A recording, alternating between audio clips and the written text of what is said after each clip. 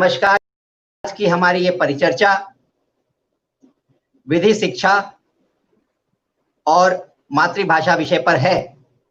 आज हमारे साथ इस परिचर्चा में भाग लेने के लिए हमारे साथ हमारे 6 माननीय विशिष्ट अतिथिगण हमारे साथ हैं। मैं उनका परिचय आपसे कराना चाहता हूं। हमारे दूसरे अतिथि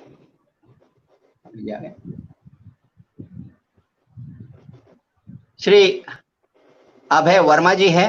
अभय वर्मा दिल्ली विधानसभा में विधायक हैं और इस बार हुए चुनावों में उनको विजय मिली और उस विजय के कारण वो विधानसभा में अपना स्थान बनाकर भारतीय जनता पार्टी का प्रतिनिधित्व कर रहे हैं। इससे पहले छात्र जीवन में उनका परिचय ये है कि 95 में उन्होंने विधि 1996 में उन्होंने विधि स्नातक के रूप में एक स्थान बनाया। फिर बार काउंसिल में काफी युवा आयु में ही उन्होंने बार काउंसिल ऑफ दिल्ली की जो दिल्ली विधि की परिषद है उसके सदस्य बने और भारी मतों से जीते। उनके पास अभी वर्तमान में दिल्ली प्रदेश उपाध्यक्ष का भी पदभार है। मेरे तकनीकी सहायक दिव्यांश जी ने सूचित किया है कि अभय वर्मा जी हमारे साथ हमारे स्टूडियो में जुड़ चुके हैं। राका जी के लिए मैं अभय जी का उदाहरण रखना चाहूंगा। अभय जी ने 93 से लेकर 1996 तक दिल्ली विश्वविद्यालय में एक भाषा का संघर्ष किया। दिल्ली विश्वविद्यालय जो विधि के क्षेत्र में होता है ना, हम ज्यादा विधि के क्षेत्र में एक बहुत महत्वपूर्ण नाम है। उस दिल्ली विश्वविद्यालय में 93 से 96 में ही मातृभाषा की अलग अभय वर्मा जी ने जगह दी थी और इन्होंने ठाना कि मुझे ये परीक्षा हिंदी माध्यम में देनी है और हिंदी माध्यम में ही मुझे प्रश्न पत्र भी चाहिए। ये अलग बात है कि उस माध्यम में शिक्षण की सुविधा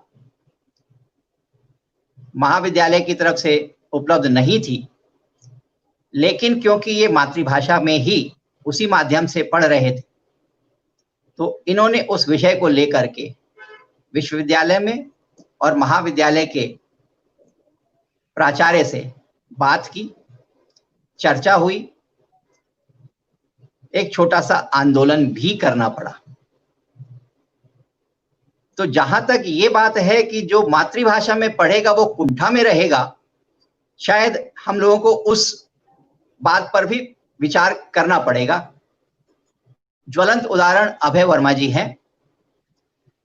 मैं अभय वर्मा जी को आमंत्रित करता हूं कि वो अपने विचार हम लोगों के साथ साझा करें।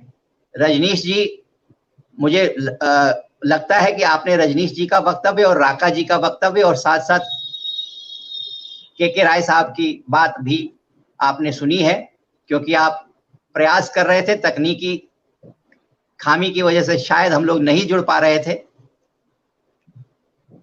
मैं अब आपसे आग्रह करूंगा कि आप अपने विचार इस परिदृश्य में इस परिचर्चा को आगे बढ़ाने के लिए दें। अभय जी। नमस्कार। सबसे पहले तो सभी ज्येष्ठ और श्रेष्ठ बंधुओं को करबद्ध नमन करता हूं और भारतीय भाषा अभियान को सबसे पहले मैं साधुवाद दूंगा कि एक ऐसा इशू जिस पे कभी भी चर्चा की जाए या कोई डिबेट करने का प्रयास किया जाए तो बहुत ज्यादा समर्थन नहीं मिलता। लेकिन फिर भी संजय जी, नलिन जी, सब लोगों ने मिलके अपनी इच्छा शक्ति दिखाते हुए एक अच्छा आयोजन आज किया है। इसके लिए बहुत बहुत हृदय से आभार।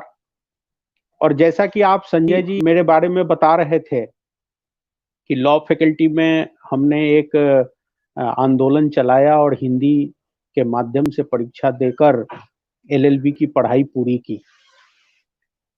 चूंकि तकनीकी प्रॉब्लम था इसलिए मैं लगातार सभी वक्ताओं की बात पूरी तरह नहीं सुन पाया, लेकिन राका जी के एक दो बातों को मैं सुन रहा था, मेरे कानों से निकला था। मैं सभी वक्ताओं को और इस प्लेटफॉर्म के माध्यम से एक बात कहना चाहता हूं कि हमें 3 बातों पे ध्यान देना होगा। उचित क्या है? इस विषय पे जाने पर समझ में आता है कि निर्णय और अनिर्णय की स्थिति में हमने 70 साल निकाल दिए हैं।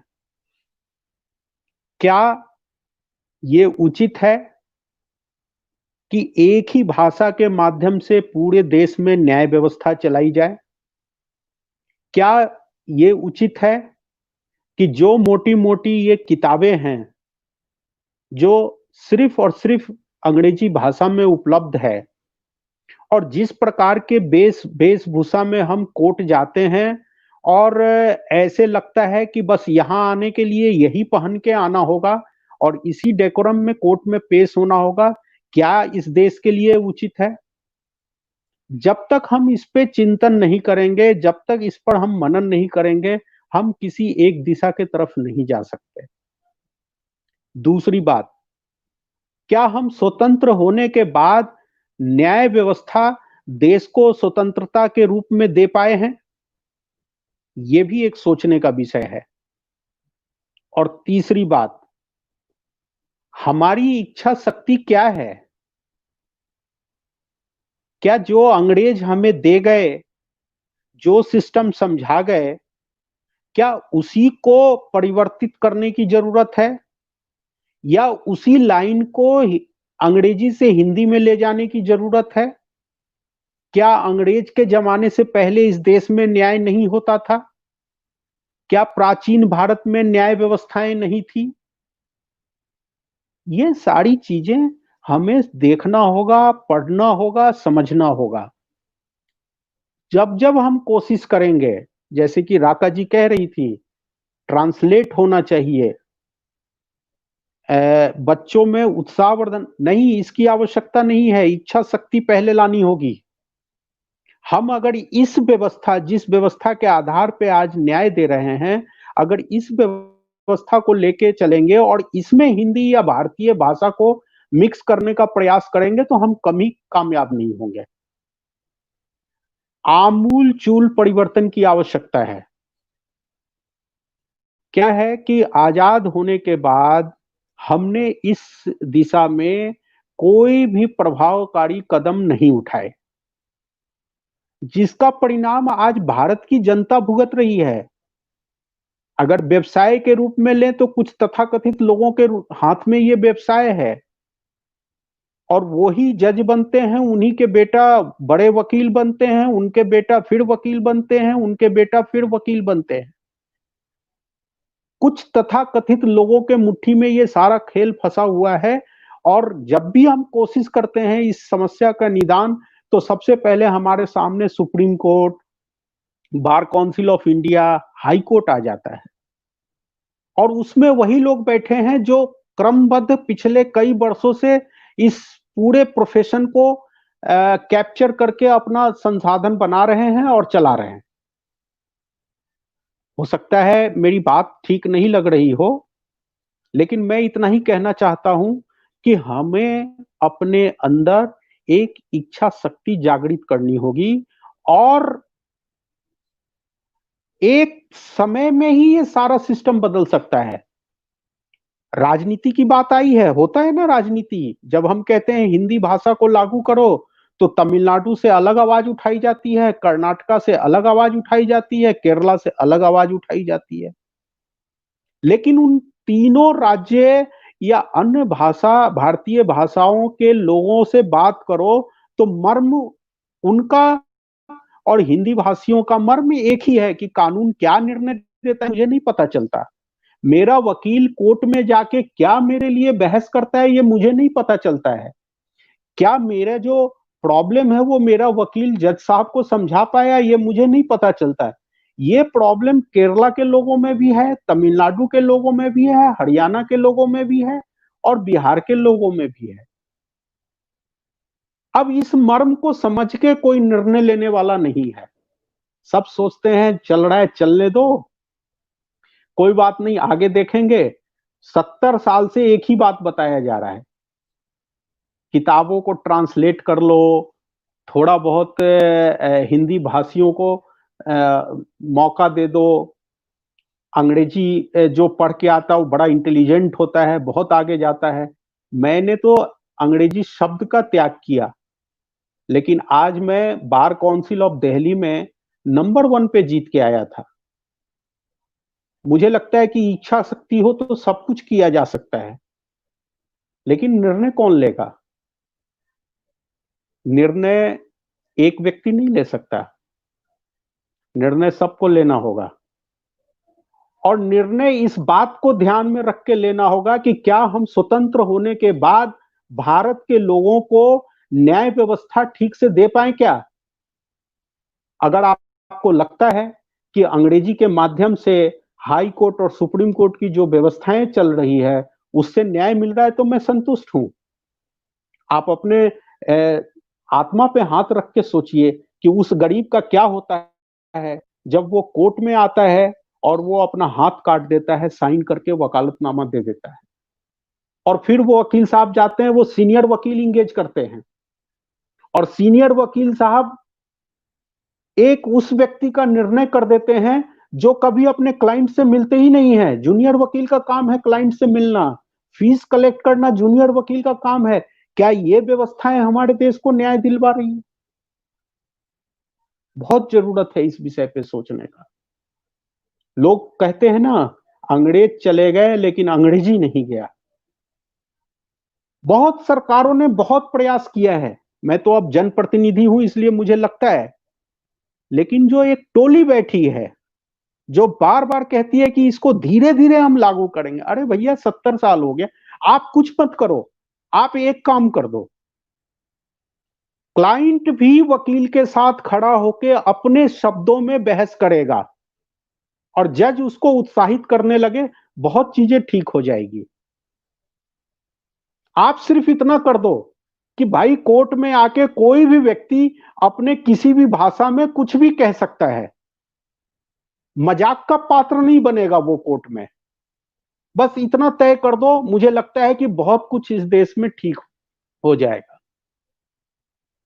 दिक्कत ये आती है कि जब कोर्ट प्रेमाइसेस में हम घुसते हैं तो कोर्ट प्रेमाइसेस के वातावरण से कोर्ट में जो व्यक्ति न्याय लेने आया है उसका कोई तालमेल ही नहीं होता। वो बेचारा हर चीज में हाँ हाँ हाँ हाँ अपना सर हिलाता रहता है, और जज साहब को जो मन में आता है, मैं ये नहीं कहता कि वो अन्याय करते हैं, उनको जो न्याय लगता है वो लिख देते हैं, लेकिन सुनने फरियादी जो है उसको पता नहीं चलता है, वो बाहर आके पूछता है क्या हुआ वकील साहब। और फिर बहुत ऐसे वकील हैं, चलो चैम्बर में बताता हूं, चैम्बर में बात करेंगे, लंच के बाद आना बात करेंगे। हम इस व्यवस्था से देश के लोगों को न्याय नहीं दे पा रहे हैं। क्षमा कीजिएगा, मैं अधिवक्ता होने के बावजूद भी ये इस मंच से मैं कह रहा हूं, सिर्फ हम अपनी रोटियां सेक रहे हैं। बहुत बहुत धन्यवाद संजय जी। धन्यवाद। जय हिंद, जय भारत।